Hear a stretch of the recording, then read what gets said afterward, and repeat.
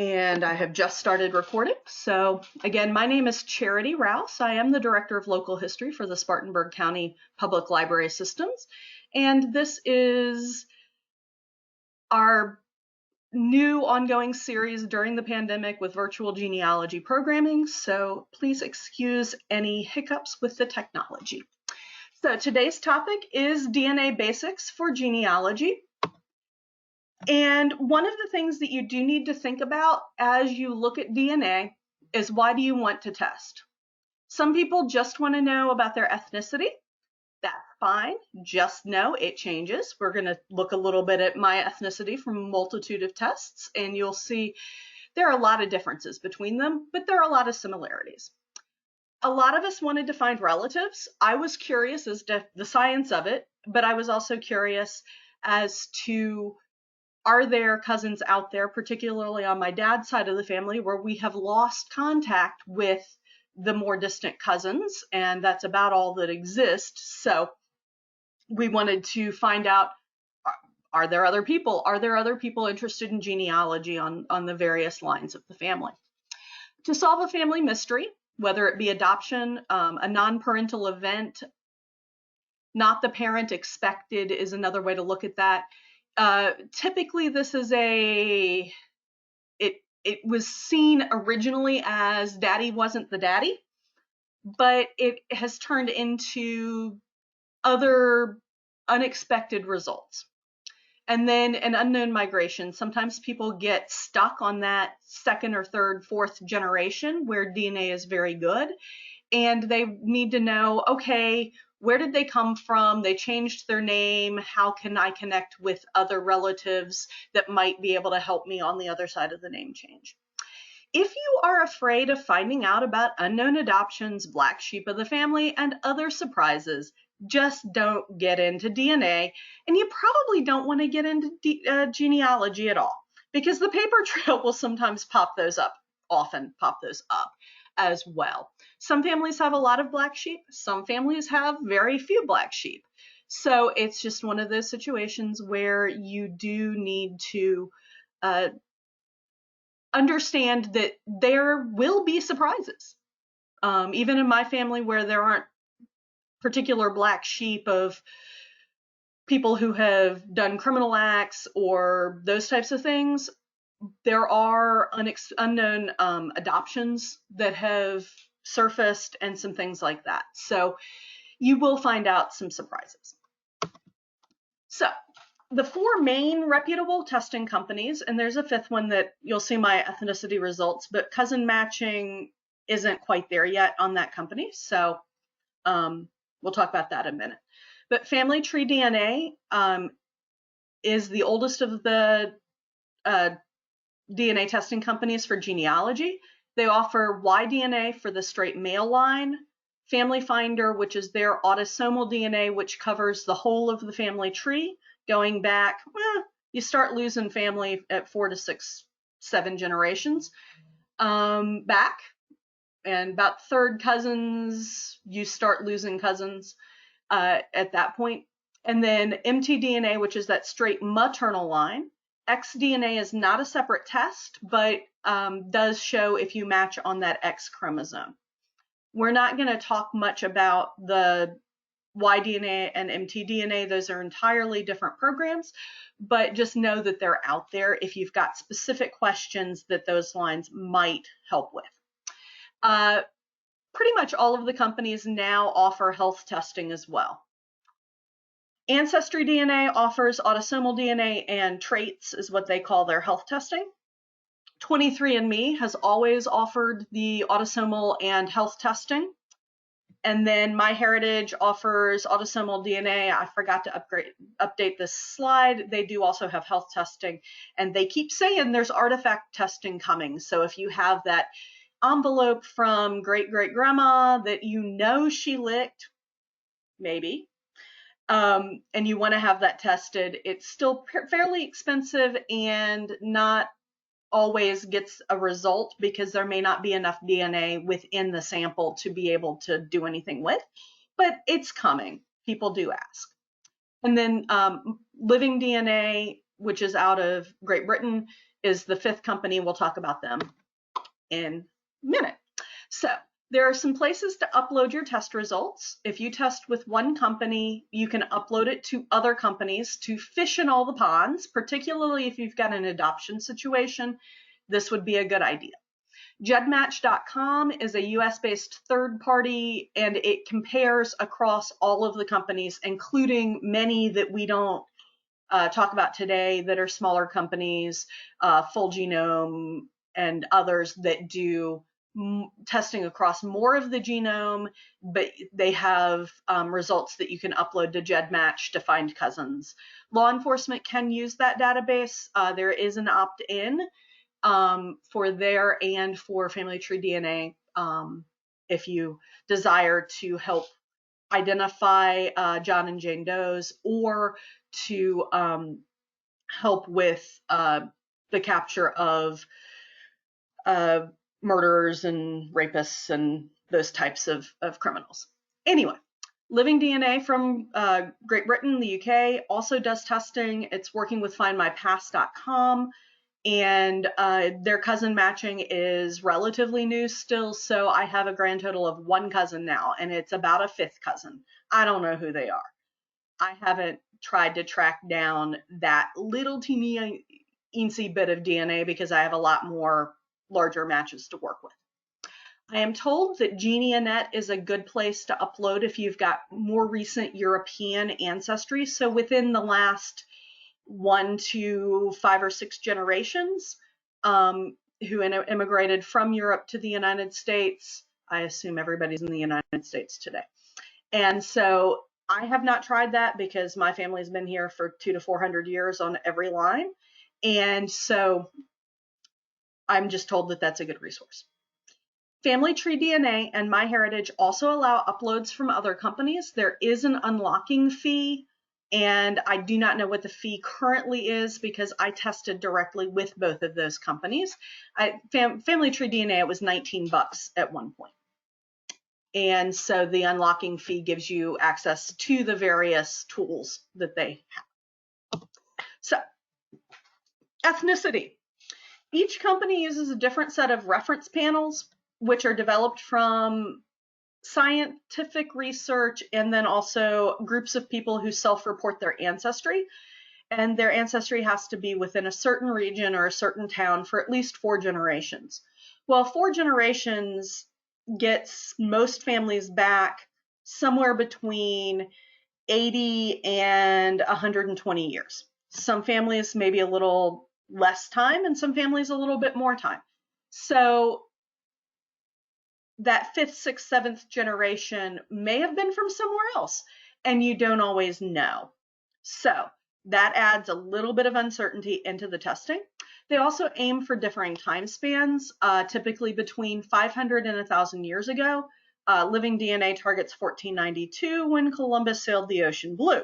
So that's prior to European colonial era migrations for the most part. And therefore, the only American DNA is Native American DNA.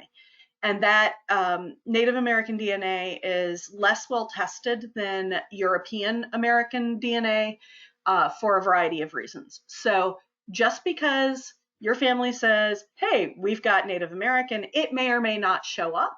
And it may be because people from that tribe and that region that you're Native American didn't test, or that the Native American was far enough back that you just did not inherit that bit of ancestry. Again, 4 to 6 generations, you start losing lines of the family. So out of your genetic genealogy tree. So there are variables that you have to account for. So these ethnicity estimates, and they are estimates, are usually good on the continental level, maybe subcontinental, they're getting better. DNA, autosomal DNA, came on to the general genealogy market in about 2012.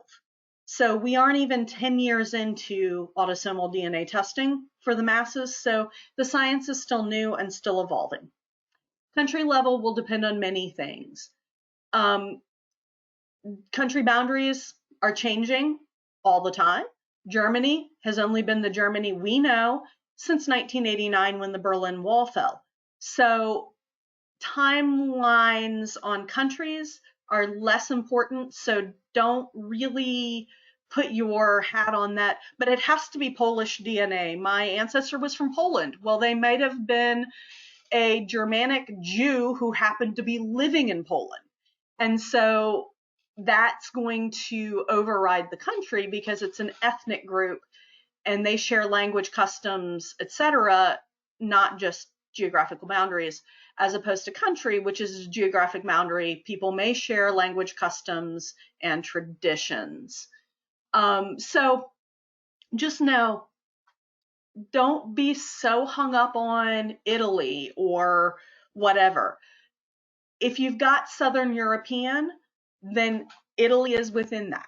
So just know you might have to go a little bit broader than your original expectations. The reference panels, reference populations do make a difference. And most of the companies do have white papers which explain a lot of the methodology for analyzing ethnicity. And so family tree DNA is the first test that I had test results with, actually my brother's test results, but I'm going to show you a comparison of some of his results and my results for my origins, which is family tree DNA's autosomal, more recent autosomal. And this is a version 2, so they have updated it a couple of times since we tested in 2016.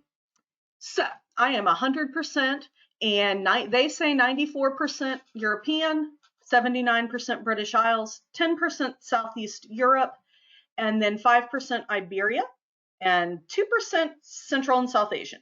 Now, 2% and less can be valid results, but it can also be what we call noise in the genetic genealogy family. And it's just one of those things where when you get to small amounts of DNA, things, maybe it's not Central Asian, it could be something else. It could be Native American, who knows? But they have placed it there with relative certainty, but not necessarily a whole lot of certainty. So my brother's results compared to mine, he has a little bit more European, 96%, 52% British Isles, so a lot less British Isles, and a whole lot more Iberia, so that Spanish, Portuguese area. Scandinavia, he's got 15%, 3% East Europe, and 3% South Central Asia, and trace results of South America. That is the only company that shows anything about South America to us. I have some trace results of Jewish, Oceania, Eastern Europe. Again, trace results, I wouldn't put a lot of faith in, just simply because it's likely to be borders of things, or maybe they misread it, or who knows. They also do ancient origins at Family Tree DNA, and so this is what that map looks like, and this is the comparison. My brother and I come out almost exactly the same on the various categories of the ancient origins. So this is, 10,000 years ago, where the people were Middle Age invaders coming across Europe, farmers, hunter-gatherers, and as migrations moved across Europe, these categories change a little bit. So on Ancestry DNA, I've tested there, my mother has tested there, and we're going to compare our results. Our results on Ancestry used to be significantly different, and they have updated multiple times, including the most recent in August 2019.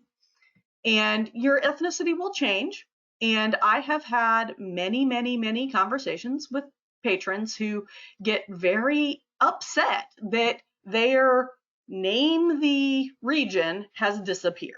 Well, as I said, 2012 is when the autosomal DNA started coming on the market. We have learned a lot with the millions of testers that have tested in the past 8 years. So it's just one of those things where the science is catching up. But about 74% England, Wales, Northwestern Europe, 22% Ireland, Scotland, 3% Sweden, 1% Finland, and then we have these additional communities. Your screen will look different. I put the ethnicity over Newfoundland and Eastern Canada just to make the everything fit on the screen better. And the additional communities can be helpful because they are people who share your general ethnicity, some of whom you are related to, some of whom you are not, but you live in certain areas and they tended to move together. So this is what the Central Appalachian community looks like. And on the bottom down here, you see some of the matches who also fit that community. And so again, just because your ethnicity and everything matches other people in that area does not mean that you are related to them, other than really broadly thousands and thousands of years ago. And there may be multiple communities in a geographic area. So there are African American communities in this same geographic area. There are less British centric DNA communities in this area. So you can have multiple communities in the same geographic location. So don't get too hung up on somebody who lives next door to you not having the same community as you do, but you're geographically the same. Well, genetically, you're different. And you will notice all of the little black boxes. I have tried my best to do the privacy restrictions on living people that genealogy ethics ask me to do as I present. And if I have missed blacking out anybody's name, I do apologize, but I have done my best.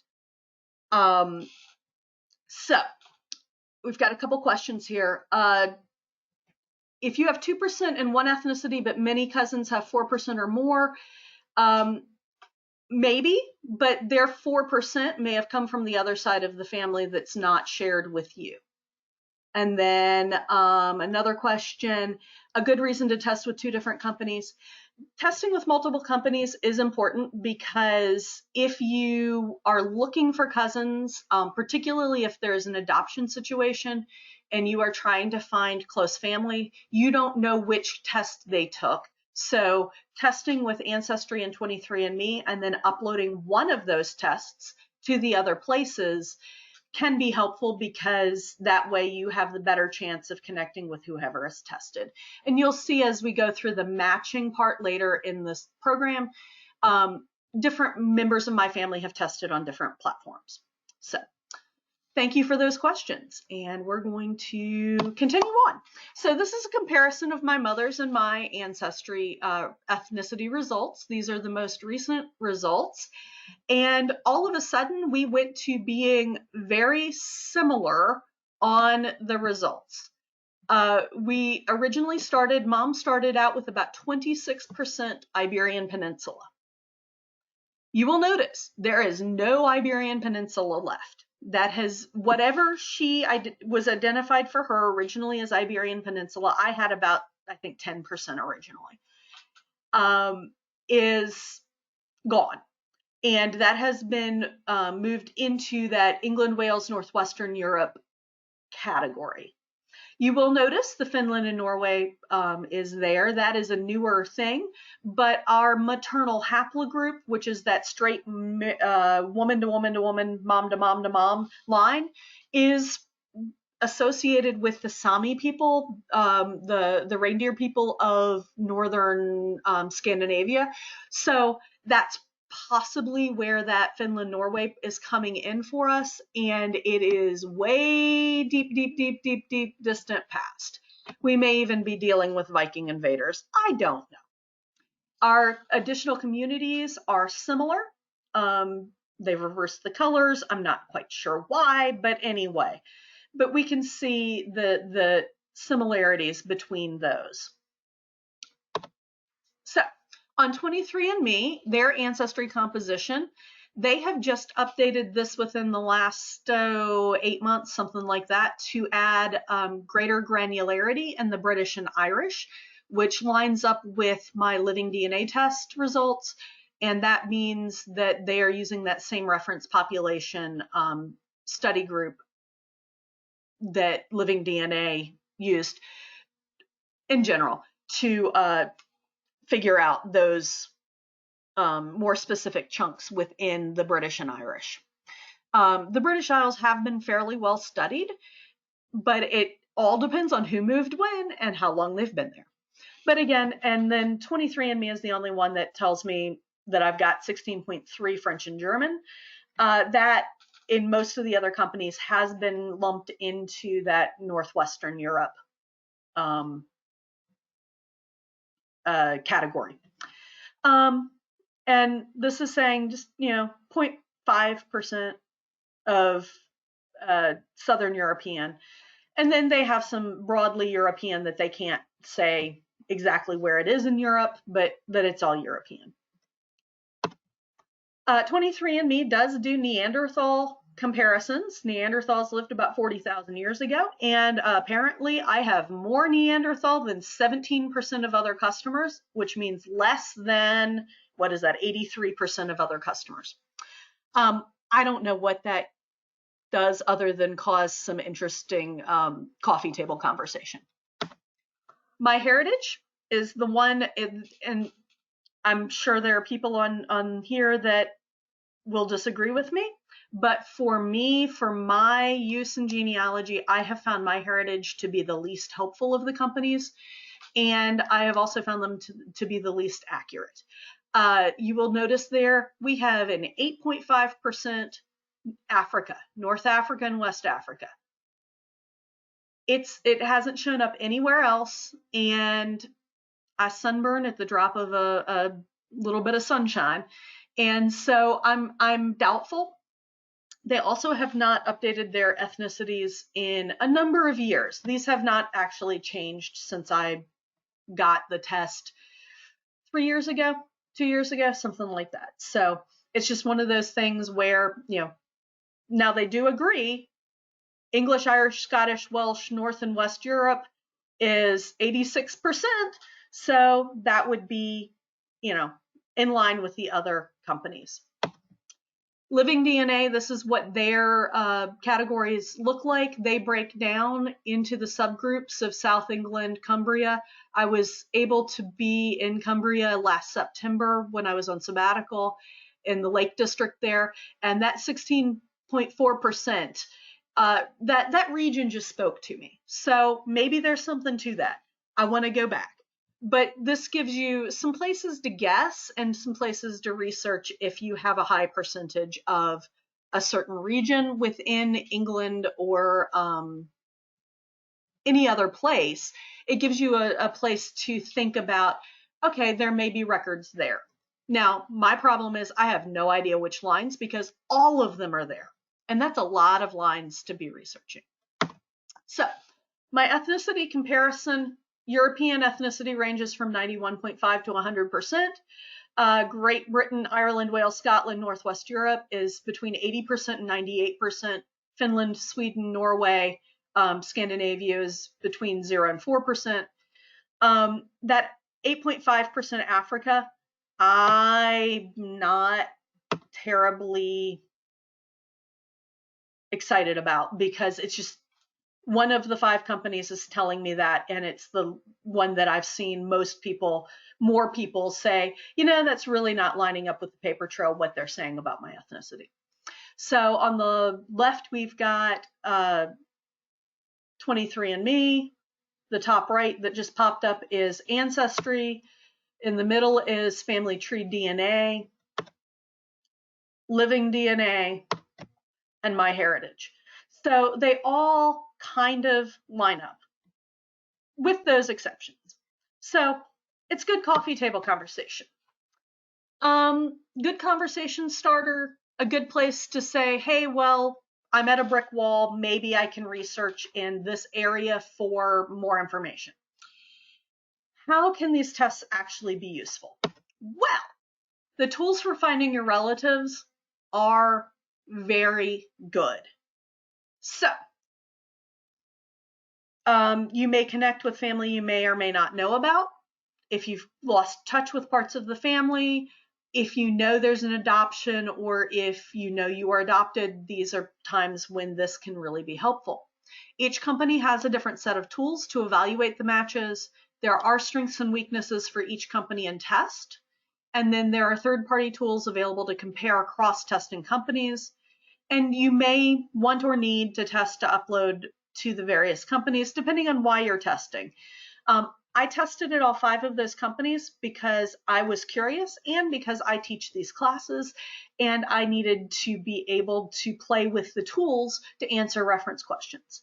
Now, yes, I was quite curious as to some of that, and we, like many other families, have the Native American legend in the family. You saw how much Native American was showing up, right? You do want to test the oldest family members that you can, because they are 1 generation, 2 generations, some families 3 generations, closer to whoever the ancestor is that you may be curious about. So I at least have now 4 generations of test results available in one way or another on various platforms. I don't manage all of them, but various people have tested, and you'll see some of those here in a minute. So some DNA basics, and this is a very quick overview. You get a mixture of DNA from each of your parents who got a mixture from their parents and on back through time. You have 23 chromosomes, including the XX or XY sex chromosome that makes you XX woman, XY male. Siblings each get 50% from mom and 50% from dad, but you don't get the same pieces unless you are identical. Twins, triplets, whatever. DNApainter.com hosts the interactive shared centimorgan tool, and the centimorgan is the unit of measurement for DNA. As I referred at the very beginning, there are a few different tests. The mitochondrial DNA is that mtDNA looks at the mitochondria and that straight woman to woman to woman to woman line after the first generation. Men and women, it's your mom's line, but only the mom of that mom of that mom of that mom. And then the Y chromosome, which is the male pattern, that looks just on men. Men are the only ones with a Y chromosome. And so my brother to my dad, to his dad, to his dad, to his dad, to his dad, to his dad, those outside edges of the tree. Now, those are great tests for certain situations. We're not talking about those today simply because we don't have time. If you've got additional questions about this, feel free to email me and I will do my best to help. Autosomal DNA, which is what we're concentrating on today, looks at those other 22 non-sex related chromosomes to tell you about that whole genetic genealogy tree. Now you have 2 genealogy trees. You've got the paper trail tree and you've got the DNA tree. DNA tree, you start losing generations as you go back and entire parts of the family, because the smaller and smaller and smaller amounts that you inherit are harder and harder to trace. And eventually there's a great grandparent pair that you have either inherited part of one or the other or neither. So the X chromosome looks at the X sex chromosome and can be helpful in certain circumstances, but I'll show you a comparison of mine to my full brother's that just reminds us that it's not always 100%, even in close relatives. So this is an ideal chart that you would have 100% you, 50% mom and dad, and 25% from each grandparent, and 12.5% from each great-grandparent, and that's not how it works. You to your parent, that 50% is solid. What you inherit from each parent for the grandparents, there's a range of, I think it's like 13% is the low, and whatever the 37% or whatever is the high. of the range that you may have inherited from each grandparent. The more research that's being done, the more we're starting to understand the mixtures and how many surprises our DNA can show. This is another graph that just kind of shows the mixture of, you may get a big chunk, you may get a little chunk. It may recombine and switch to the other side of the chromosome. You've got two strands of letters, and they are in the double helix spiral, like at the top here. And things happen as things recombine. So, and siblings are not going to have the exact same sets. I mentioned the Shared Centimorgan project. It is on www.dnapainter.com. And this has just been updated in March. This is citizen science at its best. Genealogists report relationships. And this is where we get the percentage ranges for the various relationships. So you see here, you can enter the total number of centimorgans you match with someone from whatever company it is, or some give the percentages that you match. 23andMe gives you a percentage. So you click the green enter percentage and it gives you the box for the percentages. And then you can see the various ranges. So yourself to your sibling, average is 2613 centimorgans, half sibling average is 1759 centimorgans, but they know that a full sibling can be as low as 1613 and as high as 3488, depending on the company and depending on if you're a twin. Parents, 3485 is the average, and that's going to be between 2376 and 3720. Some of that also does depend on the testing company and how they report their centimorgans. Some testing companies report total centimorgans even with extremely small segments added up, and extremely small segments, which is usually about 7 centimorgans, can be just noise. Again, that term that we use in genealogy, genetic genealogy, to indicate that this may or may not be a valid segment. Usually, if you've got a segment of at least 10 centimorgans, you can be fairly confident that you're going to be a match. Now, just for example, I chose to enter 153 centimorgans to show you how this chart works. The chart gives relationship probabilities based on statistics from the DNA Geek, and she does great work. And so if you need to find more information, she's a great place to look at her blog posts at the DNA Geek. 53.57% means it's likely to be a half second cousin once removed, half first cousin twice removed, or a first cousin 3 times removed. And then it could be a half great uncle or aunt, second cousin, those relationships, and down. And then it will highlight at the bottom here in darker color and shade out the relationships that it can't be or is most likely not to be. So it is a very helpful tool if you have a new match and you have no clue who they are, and that can help you figure out where to look. So on Family Tree DNA, this is my brother's main page. They just updated the whole thing. You got Family Finder results here with a number of things, and I have backed way out of this so that I can get more on one screen, so it may look different on your screen. Because we have done the Y-DNA, those results, he has one match. It's a perfect match, but their earliest known guy is born in 1820 in Tennessee, and ours is born in 1816 in South Carolina. It is likely that the connection is either their parent or grandparent, or father or grandfather, but we don't know. We can't find the paper trail. We can't get there.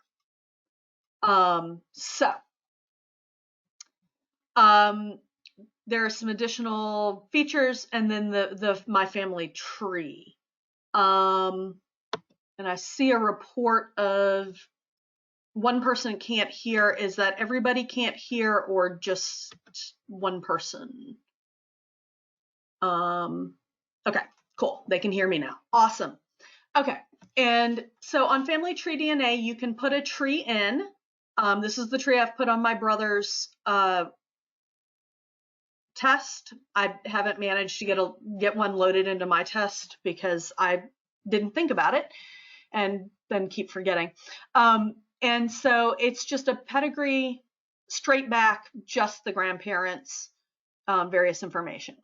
And this is the family view, and then this is the pedigree view. If I had more family members on that, I could link the DNA matches to that tree, but I don't. So on the Family Finder, you're going to want to click Matches, and this shows you your top matches. Not surprisingly, I show up as his top match as the full sister, since we have both tested there. Shows when we matched. That's when I took this test in 2017. We share 2611 centimorgans, with the longest block being 181. That can be helpful if you share 20 centimorgans and the longest block is 7 centimorgans. That may be noise.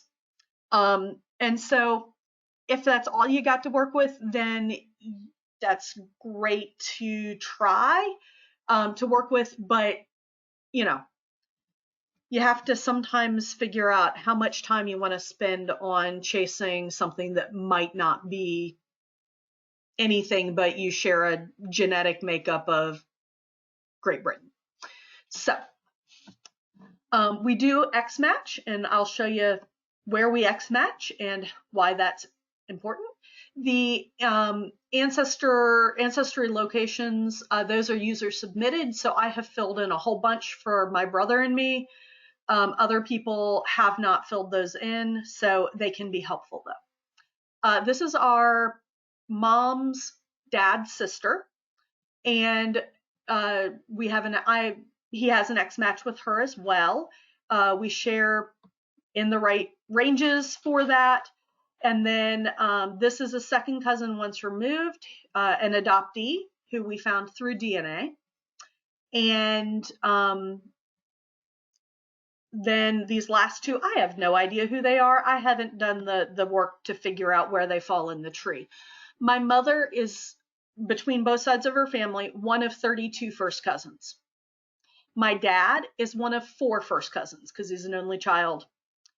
And it's one of those situations where on Ancestry, out of my top about 70 matches, I have 9 that are my dad's side of the family, and only 1 of those is on his dad's side of the family, the side he's the only grandchild on. So sometimes you're going to find a lot of results for one part of your family. Sometimes it's because that's who's tested, and sometimes it's because that's who has the greater numbers of people. So I clicked those first 5 boxes there on the left and went to the chromosome browser. You can go directly, you don't have to go back through the menu. And this is what it tells us. This is part of it. Now, this dark blue, the only place that person matches us or matches my brother, is on this 10th chromosome. So if we have a lot of people who match on that 10th chromosome, we can start figuring out that that person is probably a match to that side of the family. But remember, you have 2 sets of each chromosome. You have 1 set from mom and 1 set from dad. So it could very well be that this is a paternal link and not a maternal link. So, and we don't know yet because we haven't done enough comparison, and I haven't gotten my mother's results uploaded into Family Tree DNA yet to be able to compare that. But I'm the red, I match him perfectly as a sibling. We match pretty full. This is the second cousin once removed, and he's matching a fair amount. Our gray knot matches here in the teal, and these 2 are on different sides of my mother's family, so you see that they are not matching each other anywhere. So I'd said I'd talk just briefly about the X, and the X here, my brother and I share a grand total of 25.6 centimorgans on the X chromosome. That entire chunk we also share with our mom's dad's sister. And so we know that that little chunk of X DNA we share with that side of the family. Because she's a woman, we don't know whether it's the Shoemakers or whether it's the Lawhorns, but or Lawhorn Whiteside versus Shoemaker. But we do know that it came from that quadrant of the family. And in GEDmatch, my brother matches mom with a full X, I match mom with a full X. Just because of recombination, some things switched around. Because remember, my brother only got one X chromosome. And I just happened to get the other chunk of that chromosome. And I share a little bit more with that great aunt. And then I got a full X chromosome from my dad's mother. And so that can help you narrow down if you do have an X, and if you've tested on Family Tree or uploaded to GEDmatch to be able to compare. So, Ancestry. Ancestry does not have a chromosome browser. They have other tools, and a chromosome browser is not in the works for that. So, oh well. The DNA story is what they call their ethnicity estimate. We've already looked at that. And then we have DNA matches and through lines. So we're going to look at those tools. The Personal Discoveries Project down here, you answer a lot of questions and it goes into their health information, just like 23andMe asks a lot of questions about your health if you do that test. And they use your answers to kind of predict how things are working for you. Self-reported, and some of the questions are really poorly worded. But that's just my opinion. I have not done the Ancestry ones. I don't intend to do the Ancestry Health. I'm not interested in that part of it. So DNA matches, when I click on here, I have a different set of matches because some of the top matches on Family Tree DNA, like my brother, have not tested on Ancestry, but my mother has, her sister has. These are those top two. And then I have a whole bunch of second cousin level, and it can be second cousin, it can be first cousin once removed, depending on how much DNA you inherit. So, my mother and I, full parent-child relationship. If you have a tree associated with your DNA results, it'll show you how big that tree is and whether there are common ancestors. It's basically the same tree as what I have, and it's that pedigree straight line tree without all of the extra people, because I don't have permission of all of those living people to put them into the tree and put it out for public consumption, even as little pink private women and blue private men. I'm not comfortable with that. That's my choice. But having a tree does get you the maternal surnames and maiden names and those types of things. So having the pedigree is my middle of the road kind of balance. Ancestry keeps changing their tools and refining them, which is good. So my notes that I have written through the years, all of a sudden that information is showing up here rather than having to be 3 clicks down. You can see just unviewed common ancestors if you have messaged them, and I am told Ancestry has updated their messaging system in the last 3 months or so, and it's supposed to be working better. I haven't tried it. I don't know.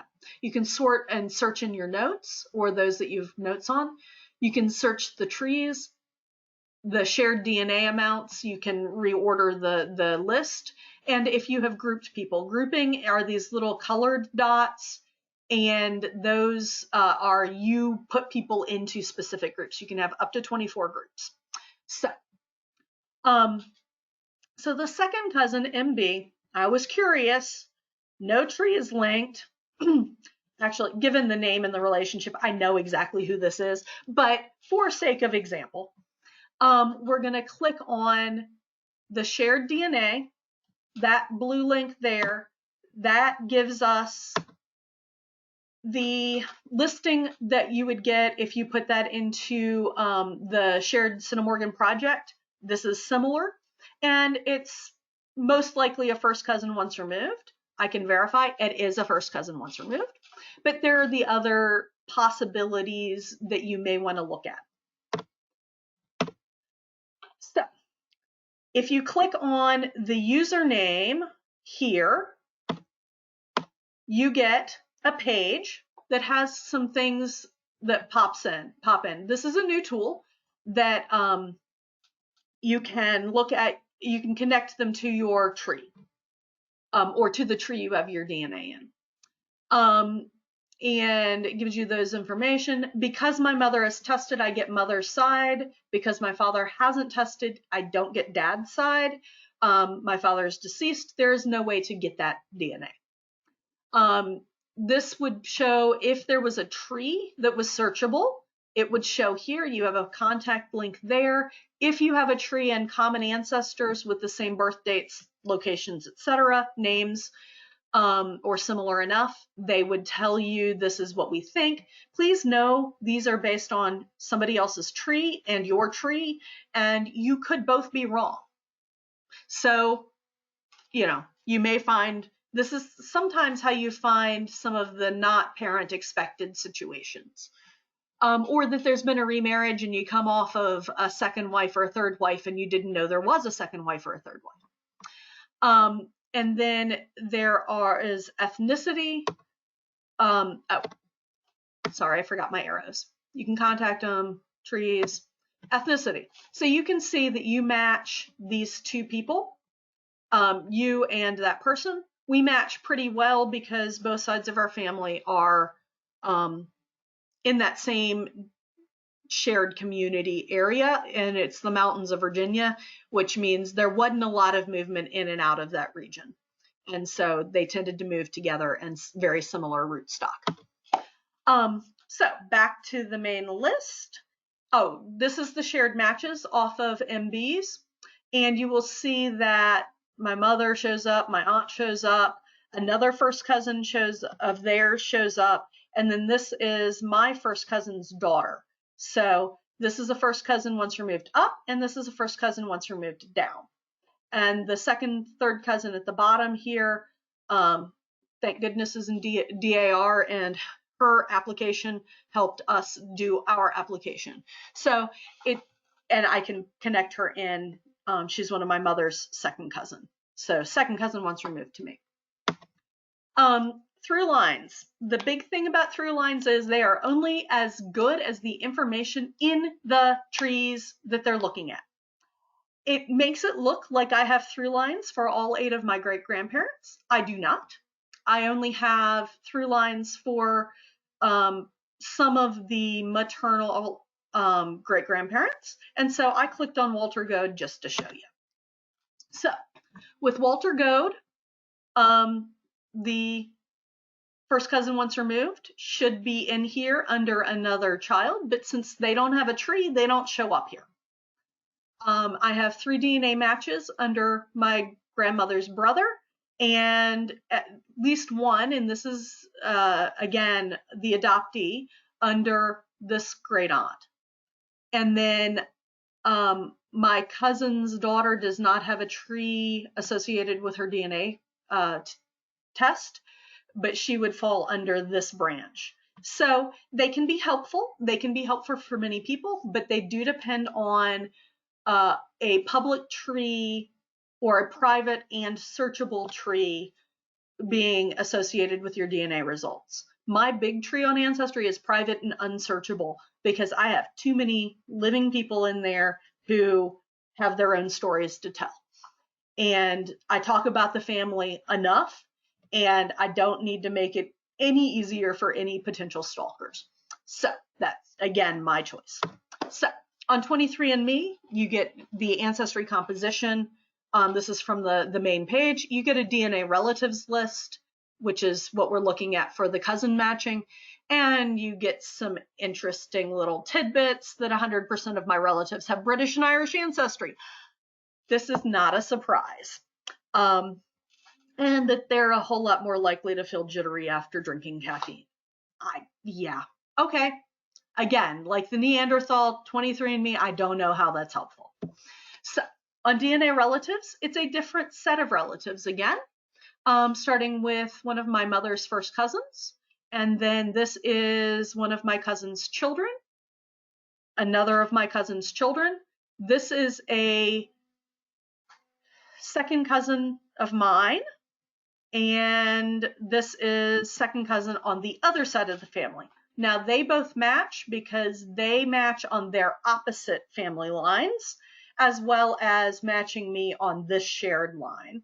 And then this one says a second cousin. He and I are related on both sides of my mother's side and a touch on my father's side. So that makes things all sorts of interesting when you match in multiple ways. It will make the shared centimorgans higher. So just because you match on one line, if something's not lining up quite correctly for the number of centimorgans, it's unusually high, you may be looking at being related on multiple lines of the family. I would go there before I go, oh no, not the parent expected. Don't immediately go to the worst possible scenario. Check things out before you freak. So I clicked on that top link. I do have permission to talk about this DNA result. I've got written permission, but I still try to be good and not get too much personal information out there about the person, which is why you see the various blanks.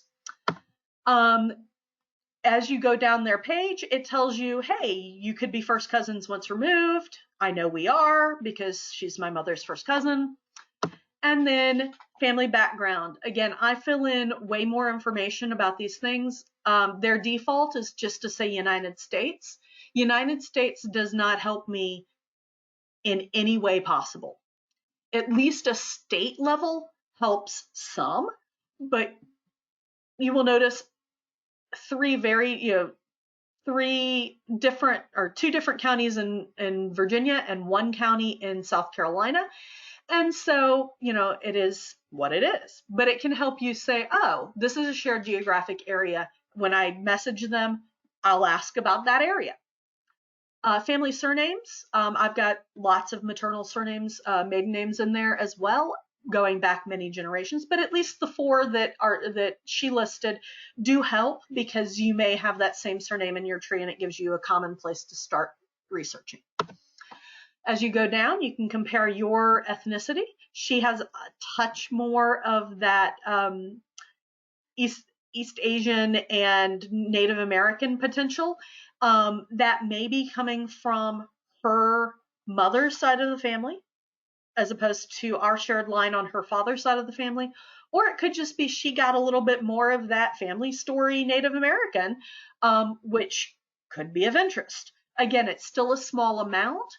But considering that these family lines have been in Virginia for at least 200 to 400 years, there may have been intermarriage early on with Native Americans, and it's just diluted.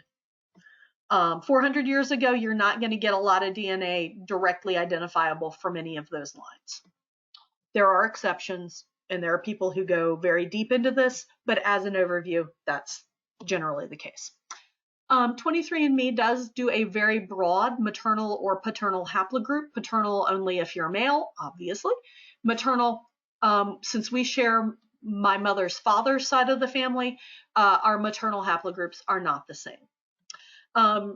She has fewer Neanderthal variants than I do. Again, not quite sure what that does, but it's kind of a fun tidbit. So, you can click on the relatives and comment. One of the things 23andMe does is they tell you if you have shared DNA. So as I said, this is one of my first cousin's children, and she does share DNA with with my mother's first cousin. And then this, WG shares DNA with S and with me. He is my second cousin on my mother's side, but they share this fourth cousin or so relationship on their opposite sides of the family from me. So again, they are related in 2 ways. They are related just in a different way than I'm related to either of them. So I'm going to click yes on AG, and again, another one of my cousin's children, first cousins' children. And then that will allow us from that page to do a chromosome browser and see where we line up and where we don't line up. So you can see there are places that, okay, this chromosome 10, that chunk is shared between all three of us. So that is from my mother's father's side of the family. The other chunks aren't lining up. They may or may not be. Unless you're dealing with full siblings, it's hard to tell exactly what's going to match up. You have to do a little bit more work and have more people test and compare multiple people to be able to start saying, hey, that's what that is. And again, down on the bottom, this little xDNA that I share with S is that same chunk that my brother and I share with our great aunt, her aunt. So we know that that's from that side of the family. So that's kind of cool. This is S. I have permission to show the photo.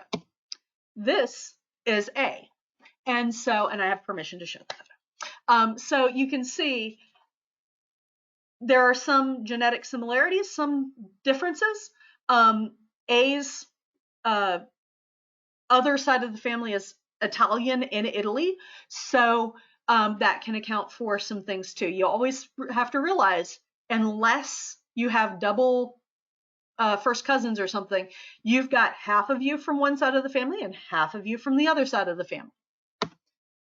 Okay, on MyHeritage, I don't have any close relatives. The closest I have just showed up, and that's this JF.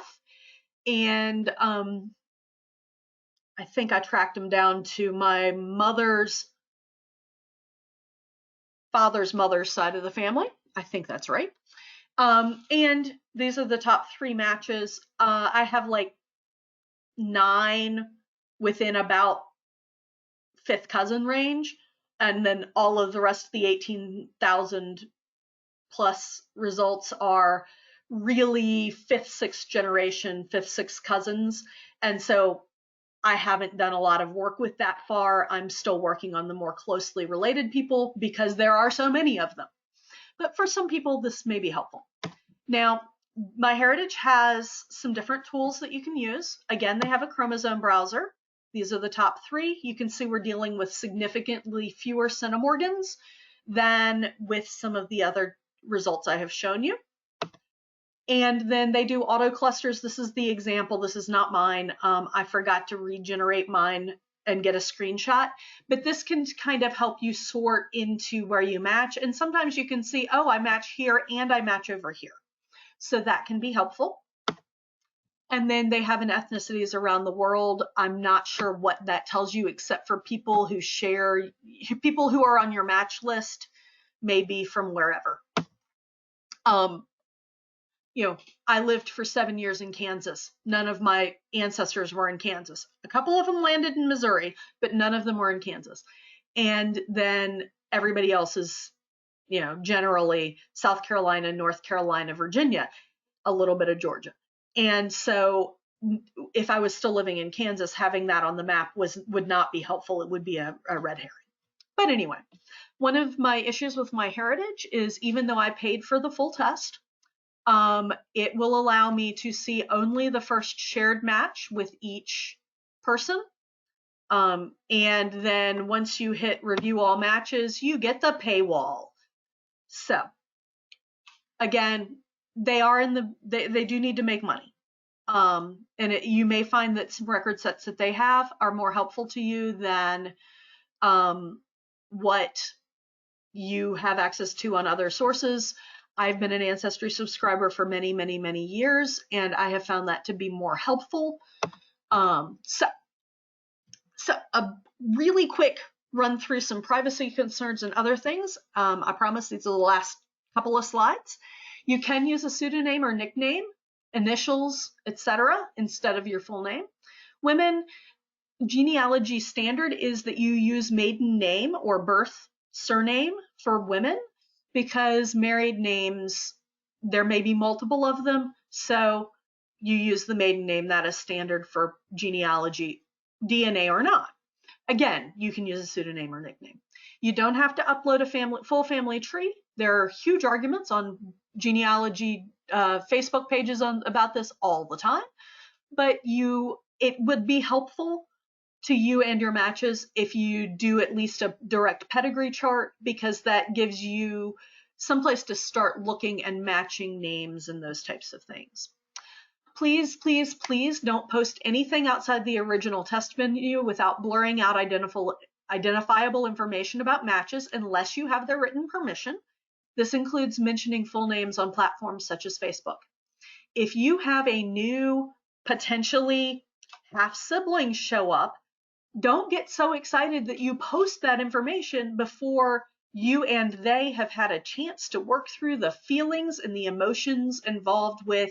They may not have known that they had an unknown parent, or you may not have known that you had an unknown parent. And be kind. And also just know some things are not your story to tell. So let the person who it most directly affects have some space to process before going completely public, because they may not want to be known to the whole family. It may be enough for them right now to know that, oh, okay, I've identified the right part of the family. I've confirmed my information is correct, but I'm really not interested in having a family reunion with the whole, however many of us, particularly on the side with my mother's 27 she's one of 27 on one side of the family. That can be overwhelming to somebody. So just be kind and think before you post stuff without permission. Just be ethical and be kind. Anyway, a direct pedigree chart. This is just what my one on Ancestry looks like. Again, I've got lots of hints on that because I don't use this as my research chart. And I do need to update because I've got some more generations back that I need to add on here. Some tips for contacting your matches. Send the initial message through the testing company system. Do include an email address in your message. If you're using a pseudonym, you may want to make sure your email address doesn't have your full name if you are concerned about privacy issues. I have a particular genealogy email that I use. And then say which kit you match, because I had someone contact me who matches, I think, a kit I manage for one of my best friends. She's not related to me. I manage tests on 6 with GEDmatch, 6 different companies matching for 5 different people. And 5 of those are my tests. One's mom's, one's my great aunt's, 2 are my brothers, one's my friend's. If you just say, hey, we showed up as a match. You showed up as a 4th cousin match. Tell me which test you're matching, because otherwise I won't be able to help you find out where the connection is. And make sure you include your information, particularly if it's an email that goes outside the testing company's system, because I get an email and I'm going to want to look at your results as well and compare before I contact you back. So include your own kit name, own number, depending on how the platform. Sometimes it's a number, sometimes it's a name. Have a great subject line. Keep it light and friendly. Don't just demand answers. And if you don't get an answer, do wait a few weeks before trying again. Some people doing genealogy live on their computers and will get back to you within minutes. And some people only check in on their tests every 2 or 3 months. It just depends. Comparisons. Most of the companies do sell your aggregate information, not your specific, usually to big pharma. Chromosome browsers, family tree DNA, 23andMe, MyHeritage. One price for the test and access to the results is Family Tree DNA, 23andMe, and LivingDNA, and that's currently that, this may change. And then subscriptions needed to access all of the trees and tools are at Ancestry and MyHeritage. Ancestry does still have the largest database. Family Tree DNA has the most tools. They're not the most user-friendly. And 23andMe, Family Tree DNA, Ancestry, MyHeritage have health information, basically all of them these days. And then haplogroups reported is everybody but Ancestry. Family Tree DNA does have the most privacy controls. I am asked which testing company would I recommend for someone interested in ethnicity but not wanting or needing to pursue cousin relationships.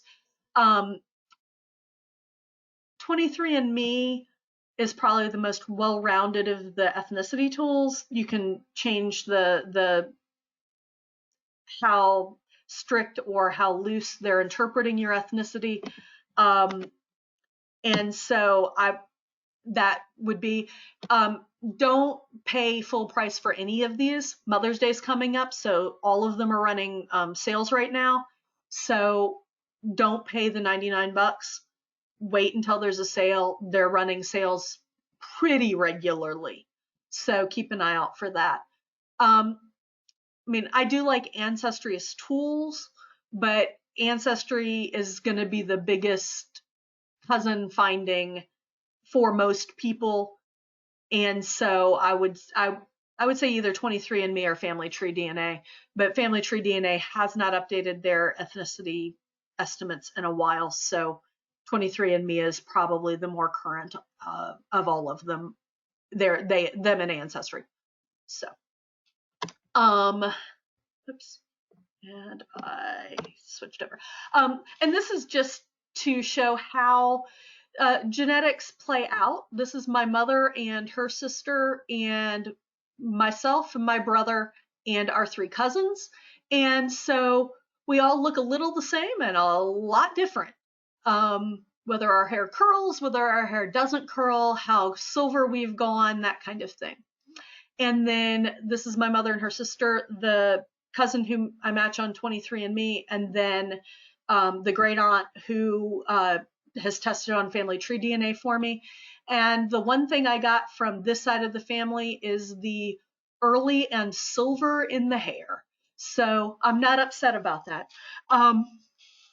And anyway, so, that just shows you a little bit about everything can influence our genetics and what we look like.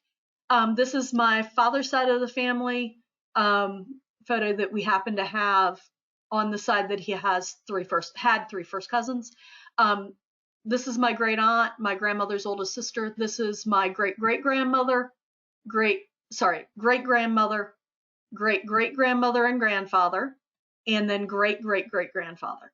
And we know that this picture was taken sometime probably in the summer of 1901. She was born in May of 1901. He died in the fall of 1902. So it's in that range. Look a little bit more like the coloring of this side of the family and that kind of thing. But it's kind of fun to see how genetics can play out, particularly when there are a bunch of siblings to look at. So happy researching. My email is there, and I'm putting my email plus a link to the handout in the chat box here. And I'm going to stop the recording